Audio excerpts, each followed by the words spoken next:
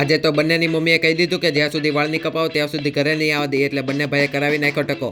શું કે મિત્રો મોજમાં ને આજે તો બંનેને ઘરેથી વાળ કપાવવાની વોર્નિંગ મળી ગઈ, એટલે પહોંચી ગયા સીધા વાળ કપાવવા માટે. સલૂનમાં ભીડ બહુ હતી ને ઉપરથી પાછું ટીવીમાં જેઠિયો હાલતો હતો. બાજુમાં બેઠા બેઠા દાદા માવાનો કોટો ચડાવતા હતા. પહેલા ગોપાલભાઈને મોટા ઉપાડે વાળ કપાવવા બેસાડી દીધો. આમ જોઈએ ને તો બંને ભાઈ આવા જ વાળ રખાવા જોઈએ, તો જ કોઈક છપરી કે વિડીયો જોવા આવે ને. મેં કાચામાં થોડાક વાળ ઊંચા કરી લીધા, હવે આવડા વાળ કેદી થાય. પછી કાકાએ વાળમાં ગરમ ફૂકડી મારી દીધી, છોકરો ખુશ થાય ને વાળ ઊંચા રહી તો.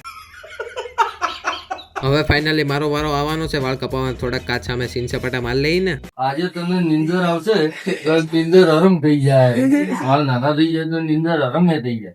ધીમે ધીમે કાકા મને વાતું કરાવતા કરાવતા વાળ ઉડાડવાનું ચાલુ કરી દીધા. મિત્રો સાચું કેજો, હું ગામડે આવા વાળ લઈને જાઉં, કોક મને રસ્તામાં ગોધર્યો કે નો કે. ફાઇનલી વાળ કપાઈ નાખ્યા, કોઈ ઓળખે એમ નથી. હવે આપણને ઘરે જાવું તો પેલા પૂછશે. સારું ચાલો, હવે જંગલીમાંથી માણસમાં આવી ગયા છીએ, તો તમે ફોલો કેમ નથી કરતા?